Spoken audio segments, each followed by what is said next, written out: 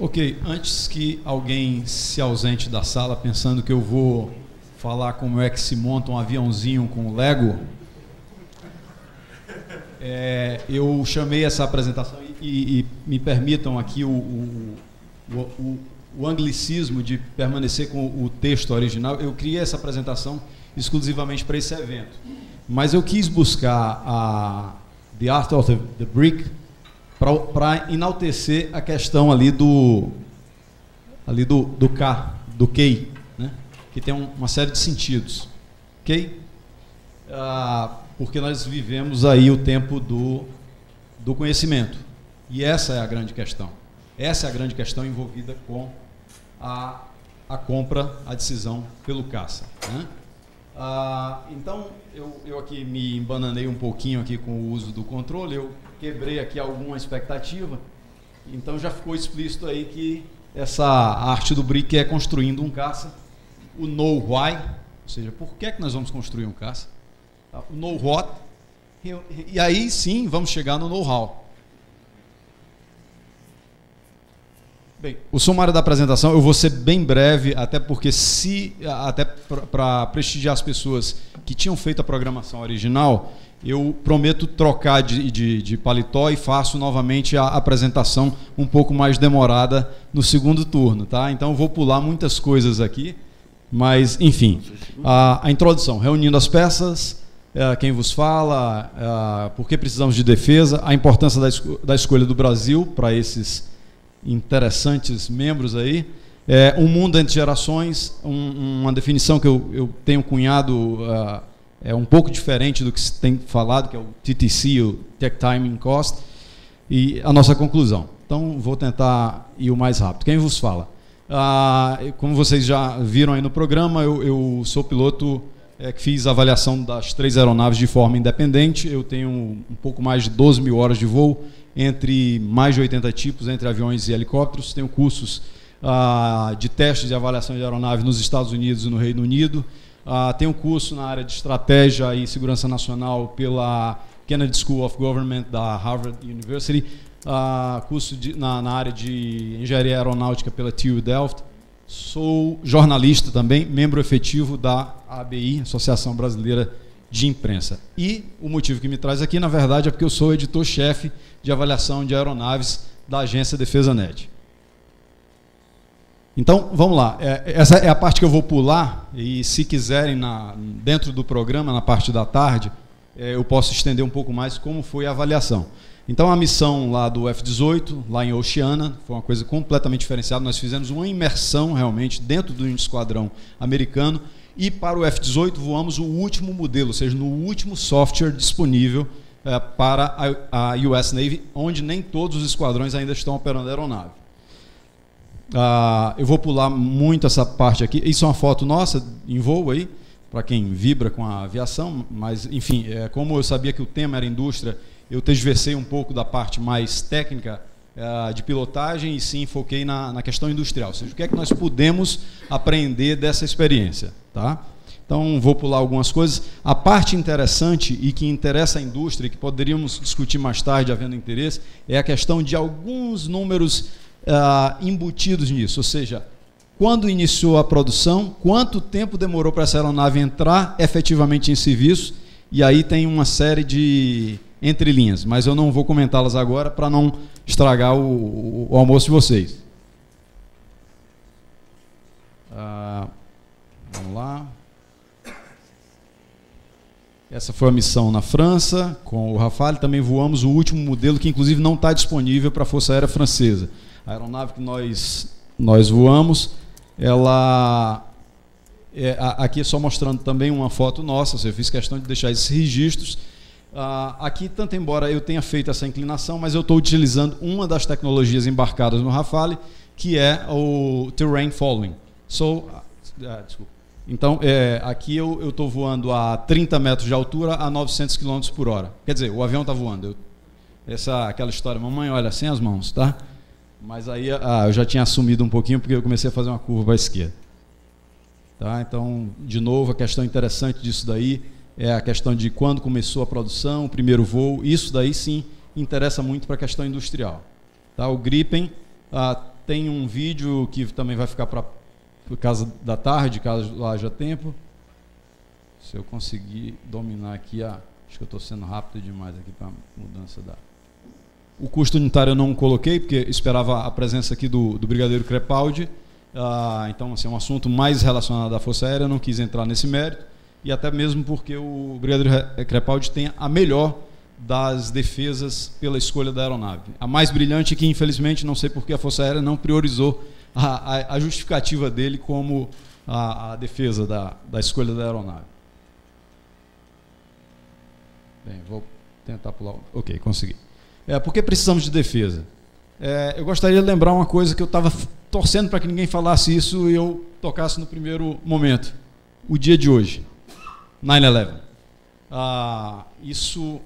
O país mais preparado em defesa, mais preparado do mundo, que tem talvez as cabeças que permite que as cabeças que possam se dedicar a esse estudo, que é um estudo conjunto, sofreu no seu centro financeiro, que coincidentemente é o centro financeiro do mundo, um ataque devastador como esse.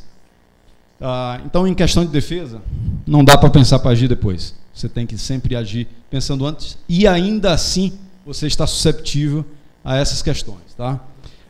Os cenários geopolíticos são dinâmicos. Então, essa história de dizer Brasil tem um histórico pacífico, senhores, não é bem por aí. A gente tem que estar realmente pensando, e não estou aqui querendo criar nenhuma teoria do medo, mas é uma teoria que a história revela isso. Se o Brasil tem uma história recente, a gente tem que projetar o futuro que a gente quer chegar. Né? Aliás, vou usar aqui a palavra, uma frase de um amigo, general Araújo Lima, que disse que o homem saiu da idade da pedra, não foi por falta de pedra, foi porque ele olhou o passado, que não se conformou com o presente e quis mudar o seu futuro. Então, o pensar estratégico deve ser abrangente, ou seja, não é assunto dos militares o pensar estratégico, não é o assunto só da presidência, não é só o assunto da academia, ou seja, é um pensar conjunto. Esse pensar também é industrial. E eu vou falar algumas coisas, por exemplo, do Gripen, e que envolve o investimento privado, que o próprio treinamento da centrífuga, que eu também passei lá em Linköping, é um investimento privado em parceria, e onde, aí é uma coisa que nós vamos ver lá na frente, a importância da influência da indústria modelando as decisões, inclusive a nível do piloto. Ou seja, o piloto alimenta, ou seja, é um processo onde todos alimentam a cadeia para que se chegue a um resultado da melhor qualidade. E o tático também. Aí era o que eu estava falando. Ou seja, você pensa, vamos pensar o estratégico, mas o piloto lá é o comandante da aeronáutica que tem que resolver o tático. Sim, mas o tático pode ser influenciado pela disponibilidade que os senhores da indústria podem oferecer. Ou seja, isso muda tudo. E aí, assim, de novo, deixo para a parte da tarde algumas curiosidades, detalhes que os senhores têm uma oportunidade muito próxima do piloto, né? Quem sobrevive nessa indústria de defesa é capaz de vencer em qualquer outro tipo de indústria, tá? Então, assim, na nossa seara também não tem espaço para erro. Então, por mais que você se prepare, né, qualquer pequeno detalhe pode ser crucial para gerar um resultado que o fim, no nosso caso, é o fim morte, e no caso da empresa é o fim falência, né? Seguro é um lugar que não existe, infelizmente, sem defender nenhuma teoria do medo. Soberania. Nós estávamos falando aí, eu vou ser breve, porque já falaram também sobre o tema. Essa imagem, obviamente, não é nossa, é extraída da internet, publicada, mas tem alguns números interessantes. Vai estar disponível, quem quiser depois a apresentação. Apenas, enquanto alguém está falando em muito dinheiro, apenas, essa é a minha visão, 10,1 bilhões para proteger o que não está em preço. Essa é a questão. E quando, até dissipando qualquer comentário de corrida armamentista na América Latina, a gente tem que olhar o estado das forças. Todo mundo, tem ainda país usando Mauser e fuzil Mauser. Então, assim, a gente tem que ver que essa transformação ela é cíclica, e aí a gente tem que entender a questão da realidade e a necessidade de modernização, porque, como bem explicou o Dr. Jairo, a própria questão de que esses retrofits, seja do que quer que seja, começam a ficar inviáveis. Então, faz muito mais sentido a modernização. Então, quando eu falo 10,1 bilhões para proteger o que não tem preço, nós estamos falando de uma fronteira terrestre de aproximadamente 16 mil quilômetros, fronteira marítima de 8.500, uma área jurisdicional, olhando para a Força Aérea, de 22 milhões de quilômetros quadrados, quando se olha as áreas envolvendo acordos que envolvem áreas que a Força Aérea é responsável por fazer controle, informação de voo, busca. Tá? Agressões simuladas, interceptações fazem parte da rotina. Dissuasão é o nome do jogo. Então, quando aquele roteirista escreveu o começo de Top Gun, que acredito que todo mundo aqui na adolescência assistiu, são todos jovens, não foi tirado de um deslumbre, de uma imaginação fértil. Ou seja, esse tipo de teste, as forças, o equilíbrio das forças, ele é praticado com constantes testes que elas fazem entre si. Isso é real, né? Só pegando aqui, bem, o número de interceptações, vocês perdoem a velocidade, mas eu realmente estou querendo respeitar o almoço de vocês, tá? Isso daqui é um caso exatamente do ano passado, né? Mas isso acontece diariamente, poderia ter pegado ilustrações diversas, mas onde bombardeiros russos fizeram uma performance, ou seja, eles simularam um ataque à Suécia e aos Estados Unidos, né? E acontecem com mais frequência do que vocês imaginam. Esse daqui foi da semana passada, tá? E também por todos os lados. Esse daqui é um caça chinês que quase provoca um incidente internacional há poucos dias com uma aeronave de vigilância americana em áreas internacionais. Mas, obviamente, que ela não estava lá olhando se tinha peixe para informar as equipes de pesca, né? Bem, indústria de defesa é lead de tecnologia. Vamos ver o case AMX, muito bem já comentado. A gente sabe também dos custos e das falhas e dos erros. Mas alguém tem que começar, nem que seja errando, né?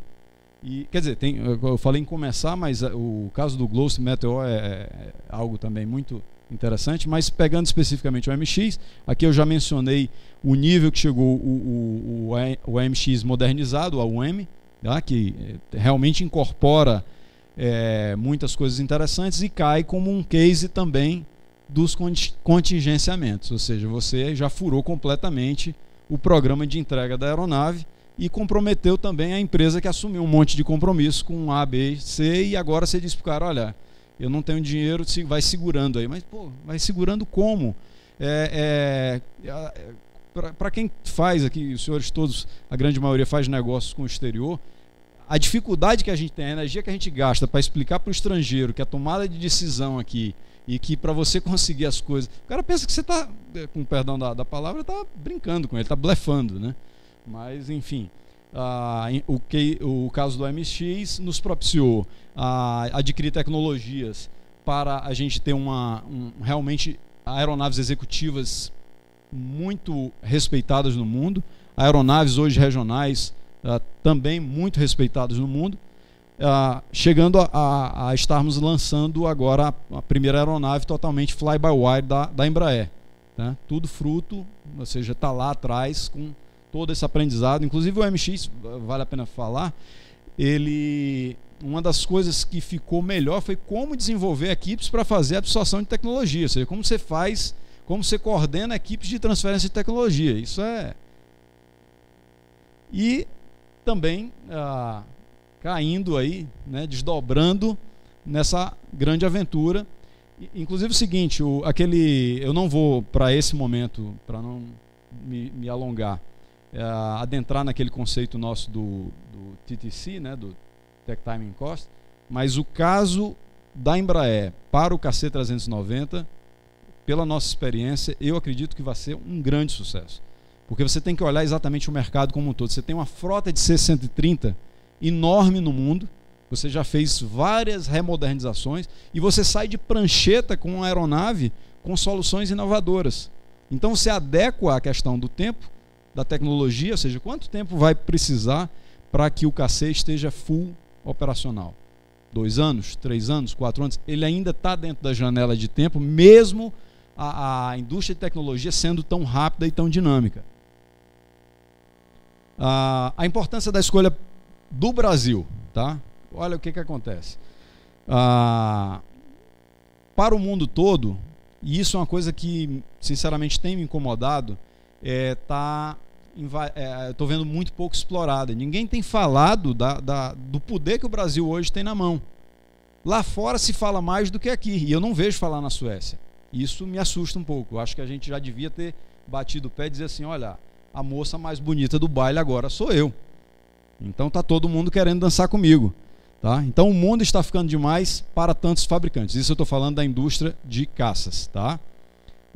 O Brasil assume então uma confortável posição de dar as cartas dentro de um mercado cada vez menor e francamente disputado. Se a gente olhar aí de novo o tal do TTC e a questão da comparação que eu fiz do KC-390, as linhas de produções desses caças que hoje são top estão previstas para iniciar o seu fim ou acabar em 2018.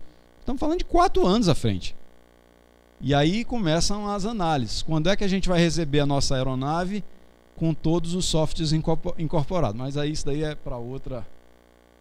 Apenas 7 países já compraram caças de fabricantes não nacionais por mais de 50 milhões. Essa outra é um destaque importante. E análises apontam que aproximadamente 30 países teriam condições e interesse para adquirir caças entre 35 e 55 milhões de dólares. Só que nós não estamos falando dessa fase. Isso daqui é aqui embaixo. Para voar lá em cima, acima de 55, e onde estão essas aeronaves que realmente são vetores diferenciais e estratégicos, aí a briga é de cachorro grande.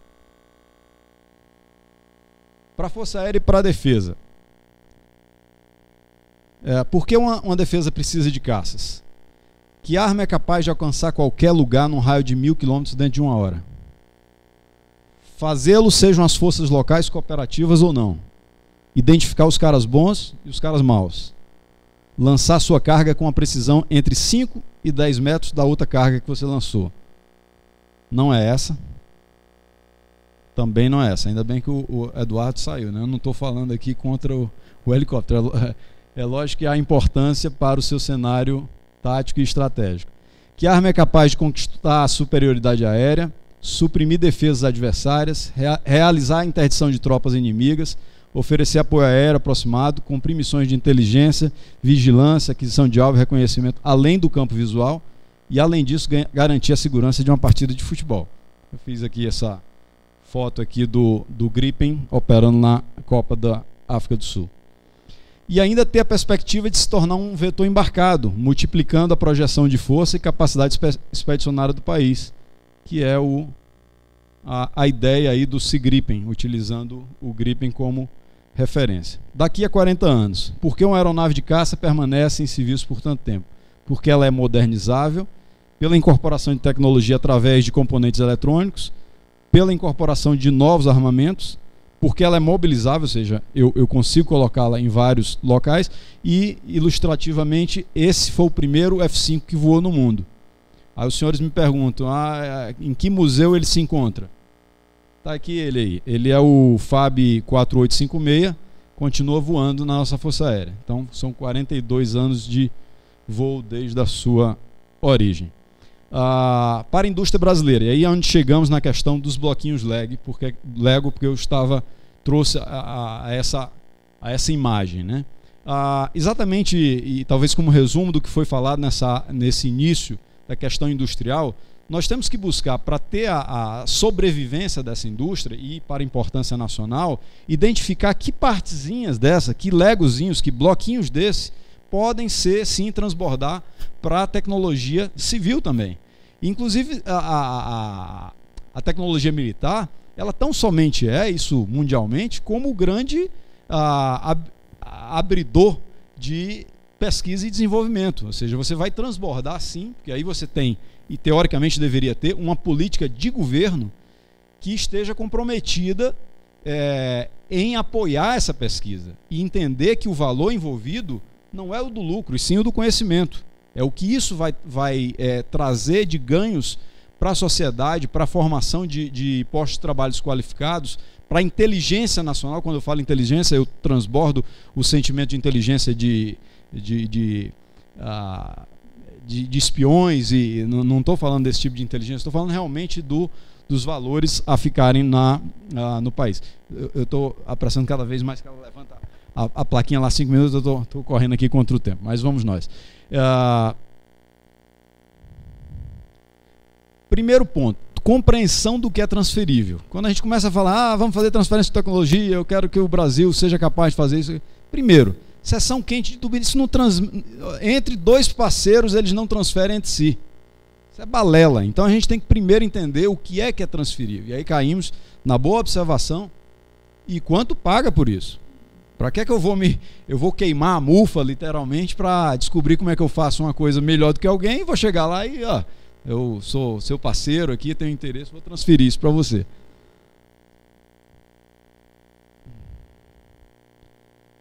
Capacidade de absorção. Nós estamos preparados para receber essa tecnologia ou estamos só botando no papel porque é bonitinho, ganha voto ou justifica o dinheiro que eu estou investindo? Então a gente tem que, já foi falado também, mais a fundo, eu também teria mais coisas a falar, mas realmente a mocinha acabou de subir 2 minutos. Bem, eu trouxe isso de um artista especialista em Lego, tanto embora as cores façam alguma similaridade a essa integração, as cabeças são mera coincidência, tá? Não vamos fazer aqui. Então, governo, indústria e forças armadas, esse é o único modelo para dar certo. Mas a gente tenta, isso é utópico. Utópico ou não, nos países que tratam indústria de defesa a sério e que realmente conseguem promover leads de desenvolvimento, ou seja, conseguem promover inovações, o único modelo para dar certo é esse aqui. Ou seja, nós precisamos do governo tratando essa política como política de Estado e não política de governo, a indústria envolvida e entrelaçada com isso, e as Forças Armadas também participando em conjunto de toda essa situação. A questão da seleção do Gripen, isso é um artigo nosso publicado no Globo. Eu tinha mais coisas aí, mas infelizmente tempo, tá? A questão do Gripen NG, do projeto à realidade, da oferta ao contrato. E aí eu vou passar em detalhes aí alguns itens que incorporam na aeronave atual. Então nós estamos falando de um projeto e a aeronave de teste em uso hoje. Nós estamos nessa etapa aí. Eu discutiria itens em detalhe, mas também vamos deixar isso para tarde se houver alguma necessidade. Uma guerra em detalhes. Nitreto de galho. Isso daí a SAAB está muito à frente nesse estudo.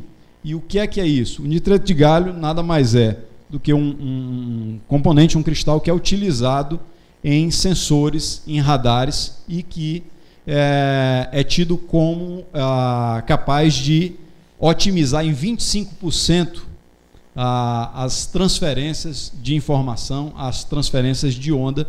Então, isso daí, você vê, eu consigo com ele fazer miniaturização, estou no caminho certo, de componentes. Por isso você consegue ter uma aeronave menor e aí entramos numa série de outras questões que eu comentaria depois. Arranjos produtivos. Então nós temos que entender onde é que nós caímos. Exemplos de decisão estratégica operacionais e industriais. Não é só a Força Aérea que tem que tomar a decisão operacional estratégica de, eu vou por essa aeronave ou aquela, mas vou dar um exemplo claro. Isso eu tenho discutido com a Força Aérea. Nós temos aí um celular de teclinha, onde aquela teclinha lá é feito ali em Caucaia, a outra lá em Barueri, e assim, ou seja, eu tenho uma cadeia pesadíssima e cara, e com pessoas que vão especializar numa hora em um instrumento que vai sair de uso. E tenho esse daí. Esse daí ele é legal, ele é legal comigo, porque eu digo para ele, tu é um smartphone, ele vira smartphone. Eu digo, tu é um tablet, ele vira um tablet.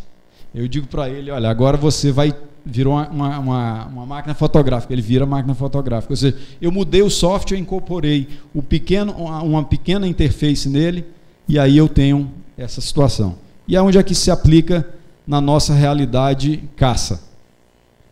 3 Multifunction Displays, hoje integrados no Gripen. E o Large Area Display, que é a proposta do Gripen. Vale lembrar aqui que é o seguinte, tá? Toda decisão, como tudo na vida, toda ação tem uma reação, né? Então toda decisão tem consequência. Se eu não tenho todo mundo comprando Large Area Display, eu digo o meu eu quero com Large Area Display, o custo também muda. Então a brincadeira já muda, né? Muda de figura, tá? Então, mais a questão disso daí, até para que a gente entenda mais praticamente, eu teria um enorme prazer em explicar detalhes aos senhores, mas também fica para tarde. Esse daqui é o display do centro e esse o da direita, tá? Então é assim que o piloto tem que interpretar o que é que está havendo do outro lado, ele não está enxergando, e eu posso afirmar para os senhores. Combate aéreo, para você ver um avião, mesmo no combate próximo, é assim, ó. Entendeu? E se perdeu a vista, perdeu a brincadeira. E aqui o Large Area Display, que você pode, como eu falei, estar modernizando softwares, trocando todo o conceito. E aqui, no caso, não é o do Gripen, é um modelo também, um demonstrativo da AEL para o F-18, mas você começa a perceber que você tem uma coisa chamada Situational Awareness mais desenvolvida, ou seja, você começa a ter uma percepção do cenário onde você está inserido. Um mundo entre gerações, era o que eu ia falar, mais demoradamente, a parte que eu acho que fica até para uma outra palestra específica. Quando a gente sabia, boa parte das respostas veio o mundo e mudou todas as perguntas. E aí está aí a brincadeira novamente do Lego com um F-22. Então entrou tecnologia stealth, a questão da discussão das aeronaves de combate não tripuladas. Hoje a discussão no topo dessa cadeia é a habilidade de softwares para fazer essa aeronave combater e não só voar sem piloto. Super Cruise não é nenhuma modernidade. Se você for olhar lá para o inglês, o Light ele já fazia. Tempo esgotado. Bem, o radar VHF modificado, que é uma contra-arma à questão do stealth, mas que eu poderia fazer considerações. A discussão sobre aeronaves biposto, ou seja, você ter 2 pilotos reconfigurando o tipo de missão. Isso voltou de uma forma muito forte, essa discussão. E aqui também eu teria coisas a falar sobre o Gripen, uma conversa minha com o presidente da Saab, CEO da Saab, onde ele fala exatamente questão de transferência de tecnologia para o Echo e para o Foxtrot. É interessante, mas também fica para tarde ou para outro momento, tá? E a questão das armas laser, que também vão ser um grande, vamos dizer, um game changer no cenário de combate aéreo, tá? Só como ilustração desse conceito que eu venho batendo muito, uma analogia irônica. Muitas pessoas foram para Farnborough e para Riyadh para ver o debut internacional do F-35. Inclusive a pessoa que vos fala. Mas ele não chegou a tempo. Então, isso dá uma visão dessa tridimensionalidade que a gente está vendo hoje entre custo, tecnologia e o tempo que você vai trazê-la ao momento. Tá? Só para finalizar, pessoal, essa questão do que eu citei desse slide inocente anterior, ele é muito crítico. Eu fico à disposição para, num outro momento, a gente ver as datas previstas e oficiais das aeronaves entrando em serviço, entrando em full capacidade. E o que é que está acontecendo no mundo? Será que eu só vou olhar para a minha agenda de entrega? Pesquisas dizem, tá certo, que quando eu chamo pesquisa muito de especulação, que em 2018, novamente, estou falando 4 anos à frente, o F-35 dominará 50% do mercado. Muito exagerado? Talvez, mas é a única aeronave que está saindo da prancheta vendida para 4 continentes. DefesaNet avaliou o Gripen em operação. Peraí, infelizmente nós estouramos o tempo aí. Pois não, já tem mais 2. Inclusive, a gente antecipou porque você ia falar sobre os testes que você fez do gripe, você falou sobre tudo que aqui, mas... Pois não. Então, só finalizando, a questão dos armamentos, aqui representado aqui a Vibraz envolvida no nosso desenvolvimento. Um caça sem armas é um Jaguar sem garras. Eu ia discutir, o Jaguar foi uma menção lá ao primeiro grupo de aviação, a questão das gerações dos mísseis, tá? E o Brasil produzindo suas próprias garras, no caso a parceria com a Dena no A-Dart. Tá? O que é que fica de conclusão, pessoal? O importante é que a gente possa investir em pesquisa e desenvolvimento. Esse é o software sueco, chamado Edge, que foi envolvido num escândalo há pouco tempo, numa questão de venda para a China. Segundo ele, semana passada cancelaram a venda porque, além da questão de túnel digital aerodinâmico, ele também faz simulação de armas. Tá?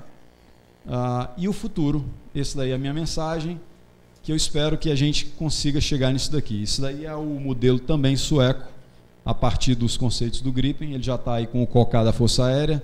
Isso daí é a minha mensagem aí, então a gente conclui aqui. E finalizando, está aí o F-35 em Lego, e eu também aqui no F-35, e deixo os meus contatos. Muito obrigado pelo tempo de vocês. Peço desculpa aí se me estendi. Obrigadinho, chefe. Muito bom. Pessoal, nós estamos...